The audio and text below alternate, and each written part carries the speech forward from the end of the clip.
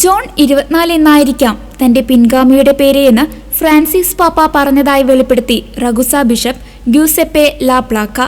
രൂപതയുടെ 75-ാം വാർഷികാഘോഷത്തിനായി 2025-ൽ റഗുസയിലേക്ക് വരാനുള്ള ബിഷപ്പിന്റെ ക്ഷണത്തിന് മറുപടിയായിട്ടാണ് പാപ്പയുടെ പ്രതികരണം.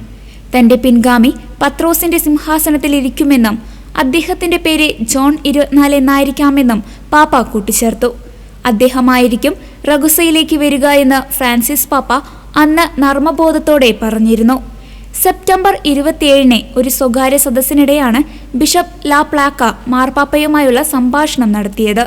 2014-ൽ ദക്ഷിണ കൊറിയയിൽ നിന്ന് തിരിച്ചെത്തിയ അദ്ദേഹം 2-3 വർഷത്തിനുള്ളിൽ പിതാവിന്റെ ഭവനത്തിലേക്ക് യാത്രയാകുമെന്ന് അന്താരാഷ്ട്ര മാധ്യമങ്ങളോട് തമാശ രൂപേണ പാപ്പ പറഞ്ഞിരുന്നു. അടുത്ത പാപ്പ ഏത് പേര് തിരഞ്ഞെടുക്കുമെന്നത് പൂർണ്ണമായും അദ്ദേഹത്തിന്റെ തീരുമാനമായിരിക്കുമെന്ന് പാപ്പ കൂട്ടിച്ചേർത്തു. ജോൺ 24-ാമനെയാണ് അദ്ദേഹം സ്വീകരിക്കുന്നതെങ്കിൽ 2-ാം വത്തിക്കാൻ കൗൺസിൽ ആരംഭിച്ച വിശുദ്ധ ജോൺ 23-ാമന്റെ പാത പിന്തുടരുകയായിരിക്കും അദ്ദേഹമെന്ന് പാപ്പ അറിയിച്ചു.